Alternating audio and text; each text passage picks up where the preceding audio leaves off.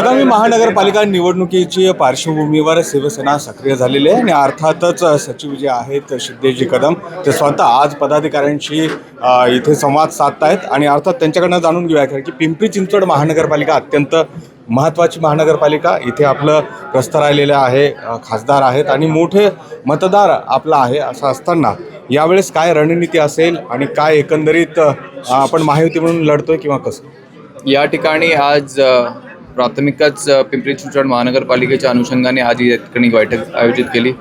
आमचे या ठिकाणचे खासदार आपा बारणे आहेत, इरफानजी आहेत आणि सगळे पदाधिकारी या ठिकाणी उपस्थित होते।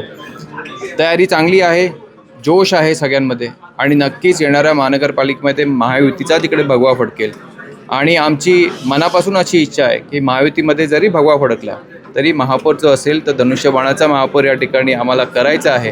त्या अनुषंगाने आमची संघटनेची तयारी कितपत आहे म्हणून आज एक पहिली आढावा बैठक या ठिकाणी आम्ही केलेली आहे।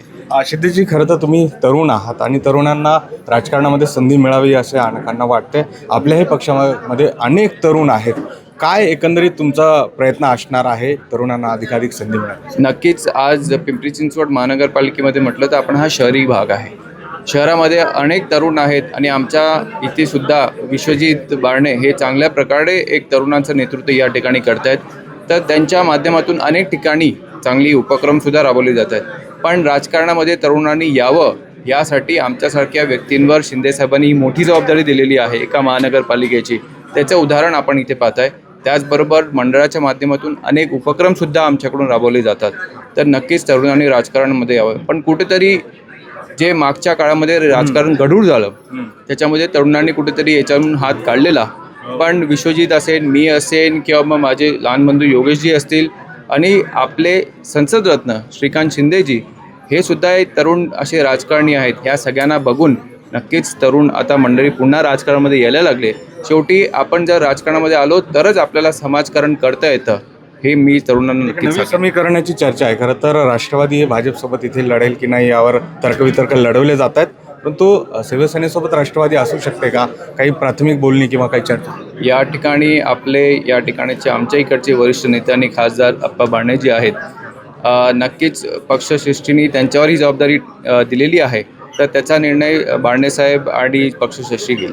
आप्पा, खरं तर एकंदरीत राजकीय वातावरण बघता आहात तुम्ही, तुमच्यावर मोठी जबाबदारी आहे, सिद्धेशजीवर मोठी जबाबदारी आहे, काय विश्वास वाटतो? आगामी महापालिकेच्या निवडणुकीच्या दृष्टिकोनातून संघटनात्मक बांधणीच्यावरती आम्ही भर दिलेला आहे। आपण पाहिलं असेल, या अगोदर देखील 2 मेळावे आमचे झाले आणि कार्यकर्त्यांना मार्गदर्शन करून महापालिकेच्या निवडणुकीला तयार करणं, त्याचबरोबर जो चांगला कार्यकर्ता तयार आहे निवडणुकीच्या दृष्टिकोनातून गेले अनेक वर्ष काम करतो, त्याचा देखील आढावा घेऊन या निवडणुकीमध्ये कार्यकर्ते सक्षम करून निवडणुकीला आम्ही सामोरं जाणार आहे। पण निवडणुकीमध्ये पुढे काय होईल, युती होईल नाही होईल, कोणाबरोबर होईल किंवा कसं होईल हा नंतरचा भाग आहे। सगळ्यांसाठी दरवाजे आपल्या विचाराचे जे आहेत त्यांच्यासाठी दरवाजे ओपन आहे। मी सुरुवातीला या अगोदर देखील सांगितलं आहे की युतीच्या संदर्भामध्ये निर्णय वरिष्ठ पातळीवरती आदेश दिलेला आहे, प्राथमिक स्तरावरती बोलणी करण्याच्या संदर्भामध्ये मला त्यांनी सांगितलं आहे, परंतु या संदर्भात माझंही लोकसभेचं अधिवेशन चालू आहे, विधानसभेचंही अधिवेशन चालू आहे, महापालिकाच्या निवडणुकाही अजून घोषित व्हायच्यात। या सगळ्या प्रक्रिया पुढच्या प्रक्रिया आहेत, त्या आम्ही वेळोवेळी जे काय घडतं त्यावेळी सांगू। आम्ही अमेरिकेच्या एका घटनेचा संदर्भ देत काल माजी मुख्यमंत्री पृथ्वीराज चव्हाणांनी एक विधान केलं। खरं तर भविष्य किंवा भाकीत म्हणता येईल की 19 डिसेंबरला मोठी राजकीय घडामोड देशात घडेल आणि पंतप्रधान बदलतील आणि मराठी माणूस तिकडे विराजमान होईल। खरं तर मी तुम्हाला सांगतोय, काँग्रेसला नेहमीच स्वप्न पडतात। काँग्रेसचे सहयोगी पक्ष उभाटांना देखील अनेक वर्ष स्वप्न पडत चालले होते की शिंदेसाहेब जाणार, आज जाणार, उद्या जाणार। शिंदेसाहेब 2.5-3 वर्ष मुख्यमंत्री राहिले, चांगला कारभार केला, राज्याच्या जनतेने देखील पाहिला। आता महायुती म्हणून तो कारभार देवेंद्रजी करतात। देशामध्ये नरेंद्र मोदींच्या नेतृत्वाखाली एक सक्षम सरकार आहे, पूर्ण बहुमतामध्ये एनडीएचं सरकार आहे आणि मला नाही वाटत की त्यांचं स्वप्न पुरं होईल। पृथ्वीराज चव्हाणांच्या वक्तव्याबद्दल तुमचं काय मत आहे? जसं आप्पा म्हणाले तर विरोधकांना आता ते स्वप्नच पडत आहे।